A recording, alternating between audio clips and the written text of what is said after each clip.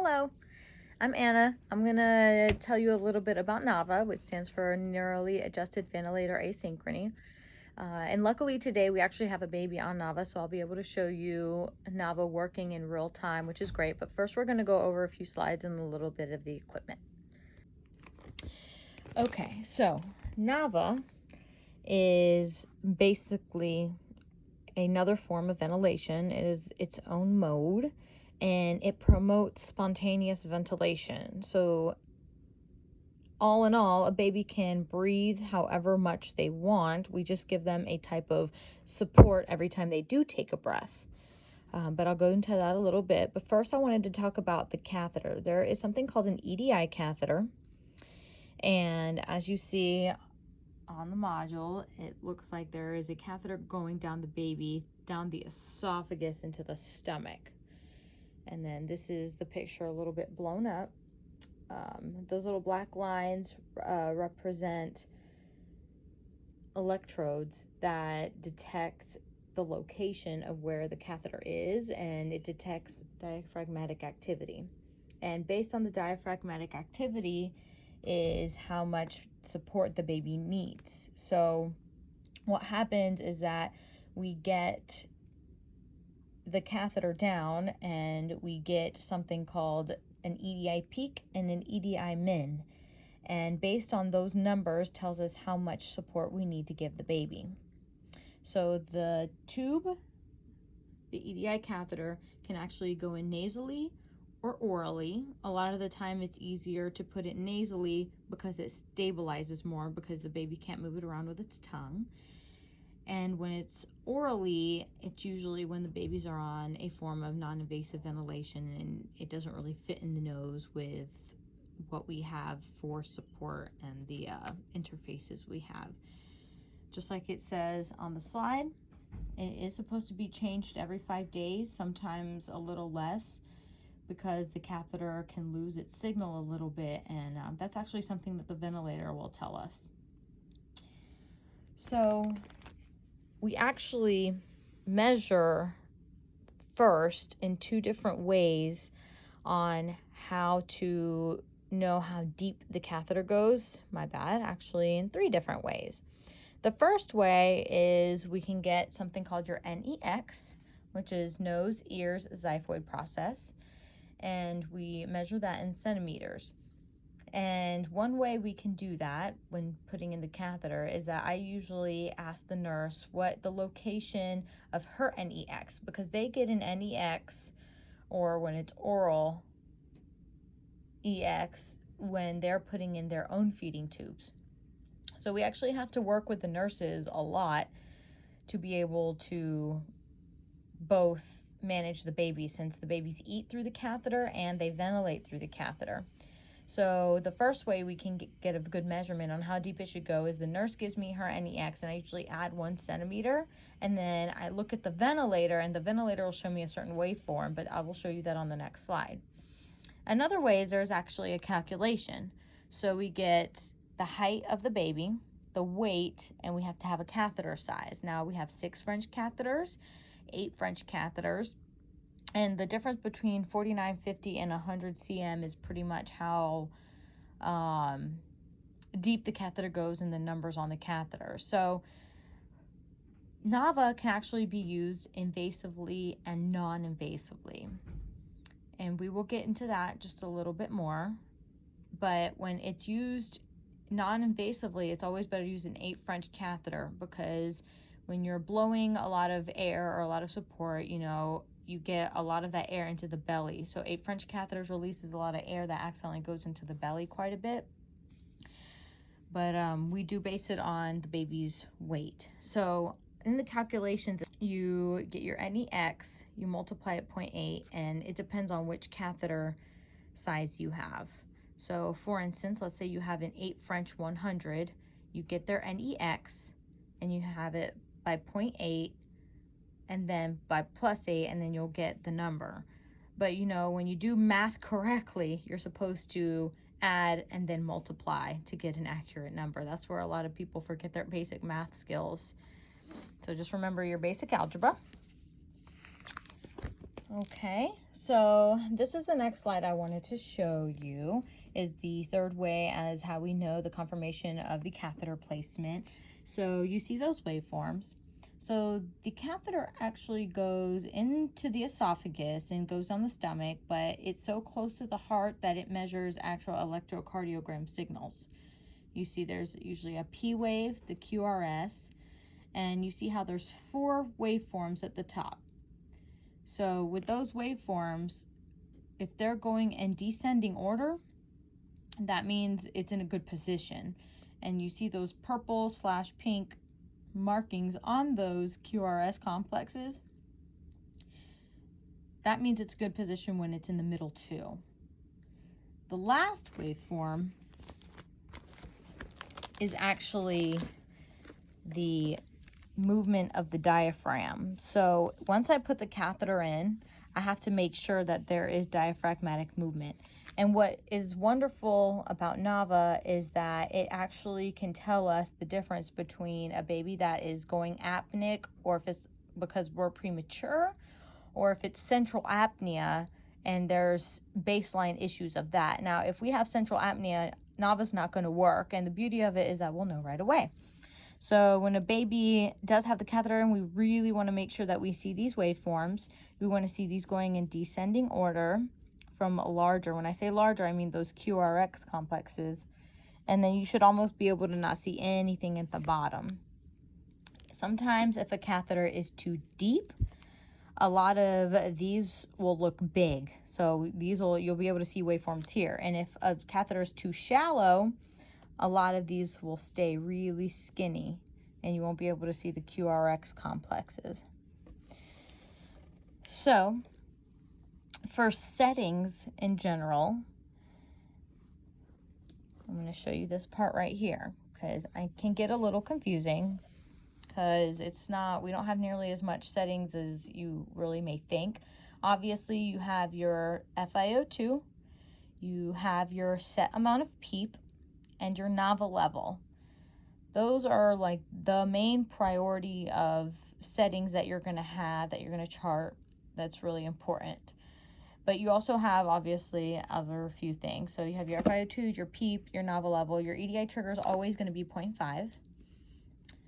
Your pressure support, this is only in need for when the catheter becomes disconnected and the baby needs some form of support, but that's why we have backup settings, which is your backup rate, your backup pressure control, and your backup eye time.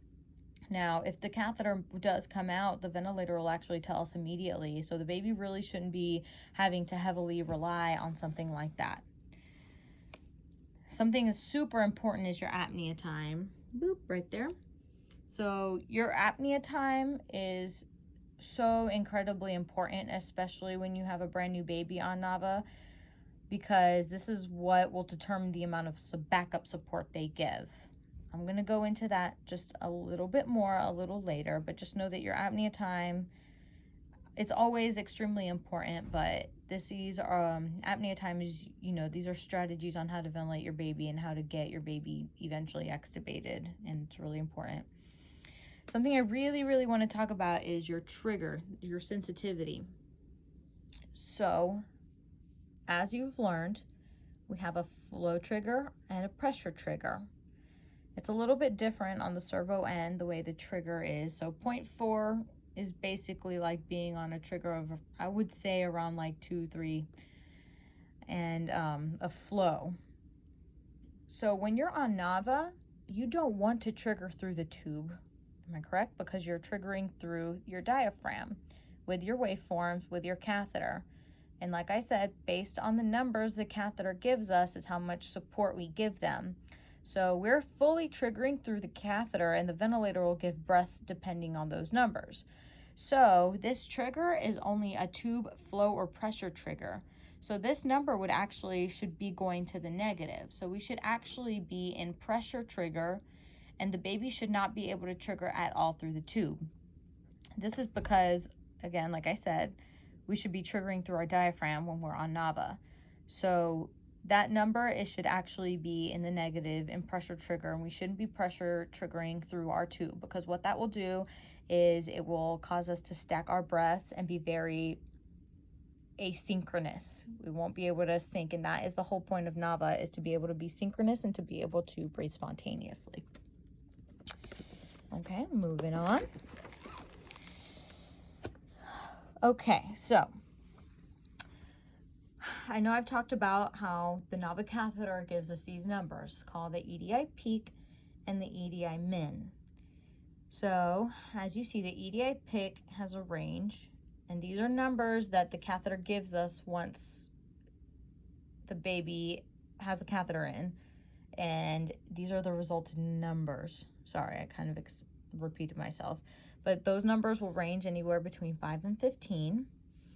So the closer it is to 15, that means the baby is working harder, and the closer it is to 5, that means the baby is working less.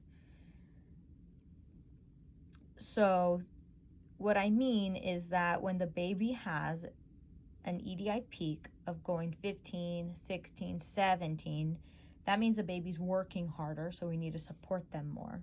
If it's closer to 5, that means we need to support them less and go down on the Nava level. This is our ventilation form. So your EDI peak is for ventilation, and your EDI min is for oxygenation. So for your EDI min, the numbers can be 1 to 3 or up to 5.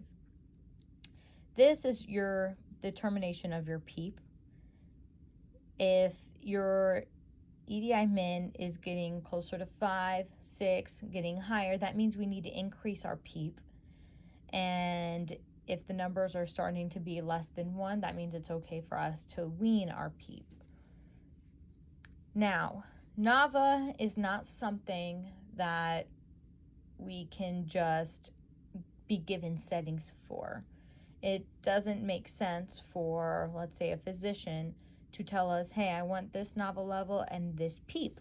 I would respectfully respond with, well, I need to see how the baby's doing with how much their EDI min and how much their EDI peaks are to be able to determine a certain Nava level or PEEP I'm going to give. Let's see. All right, this last slide pretty much gives us what's ordered. So we do have non-invasive Nava as well. So next, I am actually going to show you the actual catheter and the module that we use for the ventilator. So I kind of want to talk about a little about invasive versus non-invasive Nava. So you can actually use this kind of support with the tube or without the tube. When you're intubated, you get your EDI peak, you get your EDI min, and we give a Nava level based on those numbers. So the same thing works non-invasively. A baby doesn't have to have a tube in. So when it's non-invasive and they have a mask in their nose and they have the catheter in their mouth, we still get those numbers, the EDI peak and the EDI min, and based on that is how much we give for our Nava level. Okay, so this is the packaging that the catheter comes in. Right here, this is going to be a 6 French 50 catheter. Let's open it right up. Comes in a big packaging for such a little catheter. Okay. So this is the actual catheter itself. That would be going NG or OG. Now it doesn't matter which catheter you have. You can put it in the nose or you can put it in the mouth. It's just the sizing of it themselves, and it comes to 6 French or 8 French and 49 and 100, and what those numbers are and the length of them. Like for example, if there's like a 6 French 49 and a 6 French 50, I'd use like the 6 French 49. I'd be doing it orally because 49 is a lower number and it has less depth on it, and a 6 French 50 has more numbers on it, so I could put it deeper. So it makes sense I'd put it in the nose, but it's whatever works for each baby and their anatomy. But as you see, let's see if I can turn this. You see those electrodes? Yeah. those little markings, black markings, just like we saw in the slides. Those are what detects the diaphragmatic activity in the heart, and gives the waveforms. So this part right here actually attaches to the ventilator. So this is the module. So this right here attaches to the end of this. This is just a covering, a sheath. So this will actually attach to this, and this part will actually go into the ventilator, and this part goes into the baby. This part right here is where the nurse will feed from. So that's their end. I know there's different rules on when to change OG or NG tubes nursing wise, but if it's an EDI catheter, again, it's every 5 days at least. So then there's extra pieces right here that attach. This is actually just a covering right here, and it'll attach right here, so they'll be able to feed and attach it to the feeding pump. So if you see this part right here, this actually goes into the servo as a form of cassette, or like an app, I guess you could say.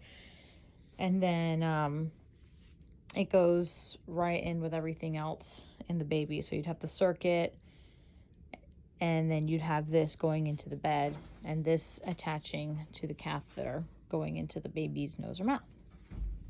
I'm going to go through a few examples with you guys just so you get an idea before we go in and see the baby that we're talking about. So I have, let's say a baby's on a Nava level of 1, we're on a PEEP of 6. Let's say our EDI peak is about 15 and our EDI min is 2.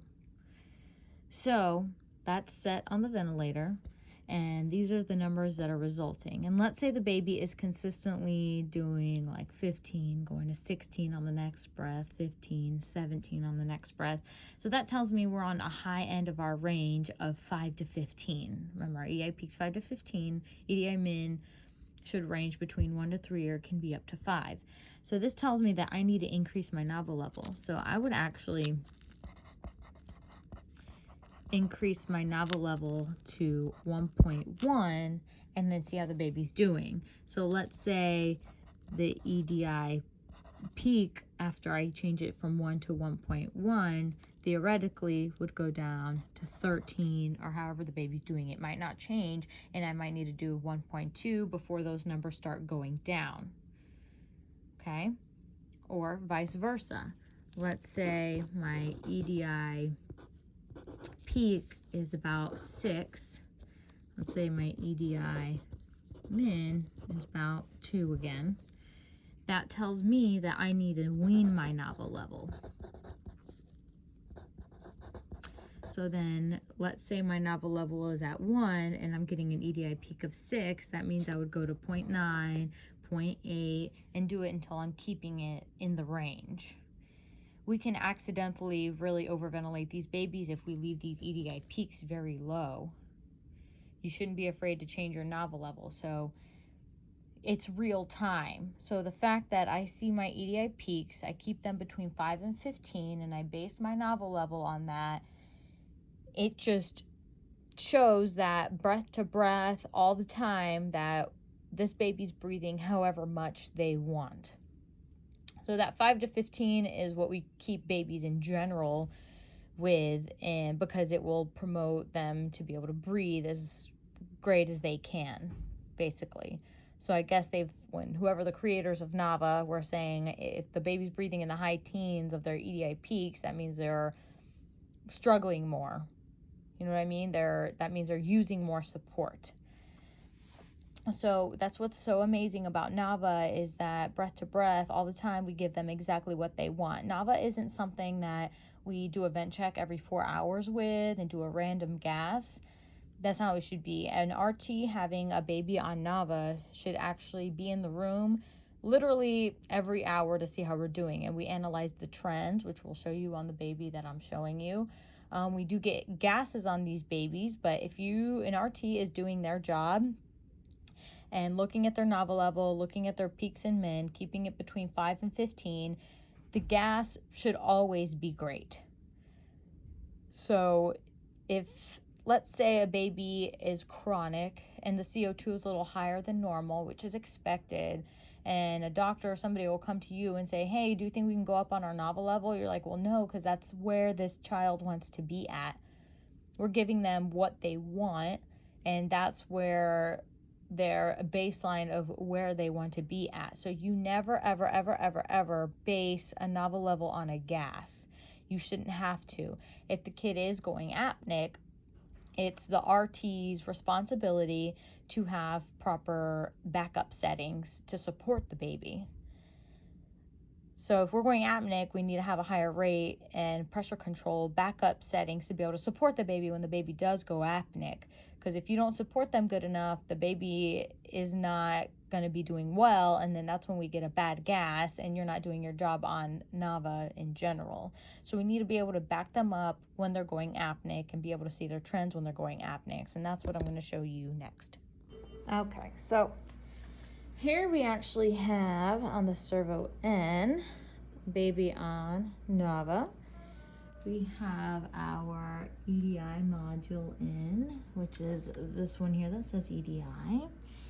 And that cord goes all the way to the baby. We have it, see the cord going there, and it's going orally into the baby. So that feeds the baby and it ventilates the baby. All right, so let's look at the waveforms here. We have our pressure waveform at the top, our flow and volume, and down here is your EDI. This is our diaphragmatic volume. So every single time we're breathing, this is our diaphragm going up and down. Okay, so our settings, we are on an FiO2 of 65, a PEEP of 17, and a Nava level of 3. So just to back you up a little bit, this baby actually was born at 24 weeks. We're a twin. We have extremely chronic lungs. We have bilateral grade 3 head bleeds. So this baby's extremely chronic. We're on a lot of support. So Nava level of 3 is a lot of support. Now, this baby has a history of nearly coding a couple times. We've been on oscillators, we've been on jet, so we've actually found Nava to be the most comfortable mode for this baby. Again, this is something that the baby just needs to ride on for a while and stay comfortable. A lot of people feel the need to sometimes change to a different mode, sometimes because the gases are kind of staying like a high CO2 with an adequate pH, but it's because this baby's not really ready quite yet. We will slowly wean when the baby's ready, and we'll be able to tell with our EDI peaks and mins. Okay, so here we see our EDI peak and our EDI min. So it changes breath to breath, like I had said before. So right now, our EDI peaks, there you go, all right, 6, 5. So staying between 5 and 15 every breath. Every now and then we'll have our very own sigh, not a sigh breath we're giving, but a baby sighs or a cough. We have to basically ignore those EDI. So if it randomly goes up to like 30 something, that's not like a true EDI signal. We actually do not evaluate these numbers until the baby's 100% calm. There we go. See? 10, 8. So this is pretty adequate. Now, normally, if I was seeing like a 5, a 7, 4, those kind of numbers, I would be weaning the Nava level. But we know this baby, and they will try to wean by 0.1 and go to 2.9, and all of a sudden the EDIs go crazy. So we're just trying to maintain this baby and help the baby's lungs develop from being so chronic. There you go. So we always, just like any other mode, we make sure the tidal volume's adequate. So we actually weigh about 2 kilos, this baby. So anywhere around 10 of a tidal volume would be good. So you see how it changes breath to breath. So This is wonderful because when you and I breathe, our tidal volume is different breath to breath.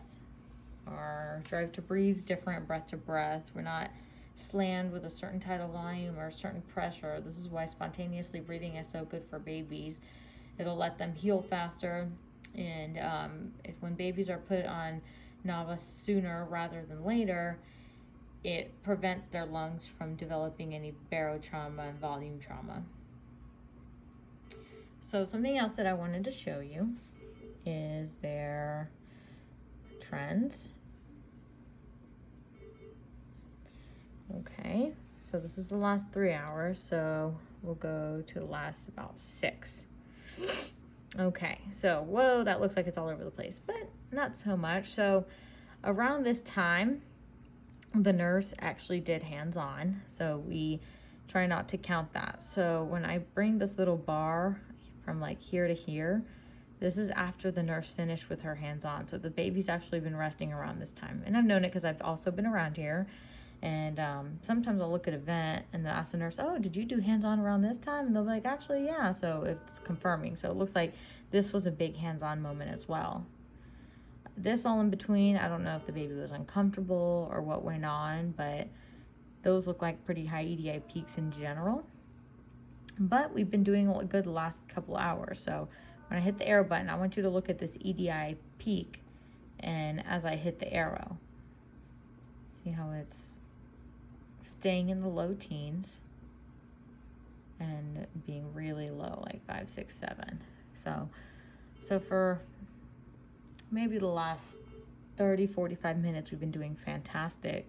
And then about 6 hours ago, it looks like we're doing pretty fantastic over here, because you see where it says EDI peak as I move it, it's still in the low teens. So it looks like the baby does have bouts of moments where we're either uncomfortable or needing a lot of support. Right here is the backup percentage. So this is the percentage they're on backup at that certain amount of time. So if I go to a little tiny hump, it says 4%. So the baby's back up 4% of the time at 8:24. The times are all mixed up. So that probably means 6 hours ago, because these aren't synced actually with the current time. But at that time, the baby went acting for. So this is actually like virtually like no apnea in here. We also look at these numbers right here, or this waveform. So you see this green, and you can actually see a tidbit. There's like a lighter green color. So when a baby is going apneic a lot, we would actually see the lighter green color under this green. So since you don't see the other green color, shows that we haven't been going apneic at all. So this baby breathes 100% spontaneous at the time, but we just are using a lot of support. So it's easier to see with the greens when we are going into backup. So luckily this baby's not going into backup at all, unless you see the other green just barely right there, and that could have been a moment of suctioning or whatnot. So let's go to our alarms, see what alarms this baby's on, okay? That's crazy. Peak of 50. Yeah, our PEEPA, high PEEPA 25, low PEEPA 10. Our PEEP is actually, 17, so that's pretty high. Like I said, this baby has been extremely sick, extremely chronic, so we're on very high levels. That's never usually okay to see, but this is a special case. In this child, we have our PEEP limits and our respiratory rate limit. So in a way, every now and then, you will see it pressure regulate in Nava, almost like in PRVC. So we do try to keep this. So when the baby is in backup, it actually does pressure regulate. So something I wanted to talk about, like I said earlier, these are the settings, is the apnea time. So let's look at our settings first. We're 65%, PEEPA 17, Nava level 3, EDI triggers always 0.5. Our backup rate is 40. Our backup pressure control is 17 over the 17 of PEEP. So that's 34 of an inspiratory pressure total and a PEEP of 17. So, over here we wouldn't call that 17 over 7. On backup, we would call it 34 over 17. Our backup I time is 0.4. And like I said, our trigger is -2. So we don't want the baby to trigger. But if the catheter would come out, we want them to be able to trigger if they're trying it really, really hard. But, by the time that happens, we would be in the room because an RT is always close by here in our apnea time. So our apnea time is super, super important. So with this baby, if I would have initially started this baby, I would have started on an apnea time of 3 and looked at my trends and see how the baby's acting, if we're having any events, if we're going into backup, if I need to go up on the rate and backup. So the rate and the apnea time vary together greatly, and that's something we really have to pay attention to. Over time, the RT would increase this apnea time probably to 7 next, and look at the trends and see if we've gone into backup, and eventually we back up our rate. And that's how we slowly wean with our Nava level, our apnea time, and our backup settings, just to be supportive if the baby does go into backup. Now, these settings will probably be high for a very long time for this baby, or indefinitely, honestly, just to be able to support this baby and the terrible lungs that we have. There we go. There you go. So as we're going, and let's say our trends stay low, just like they did for the last hour I had shown you in this area. If this was consistent across the board, and I was the RT coming in and seeing like a 6 all the time, I would say it's time to wean, and I would do 2.9 about. Look at those peak pressures, so high. This baby has terrible, terrible lungs. Now, vice versa, let's say the EDI peaks turn into, let's say that 18 or 23. If it was like that all the time, now those are just deep random breaths. If those were consistent, then I would be going up on my Nava level. All right, so that's Nava. Feel free to contact me if you have any questions, and I'll be free to answer. So this photo, it's a little harder to see in x-ray. That was a picture taken on the screen, but this is actually the picture of this baby that's on Nava. You see the tube up there. If you can almost count the ribs, it's almost to the second rib.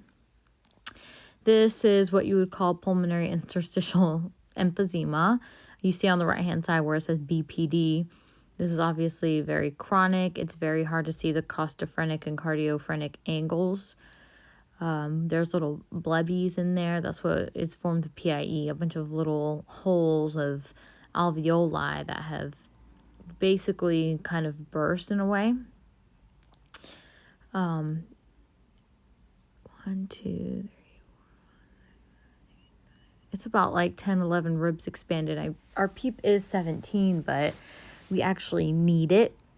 We are on an FiO2 65, which is very high for a baby in general. So this is a very sick chronic baby. I actually have the gas here with me, and the gas is a 73475 with bicarb 40 and a base of plus 11.4.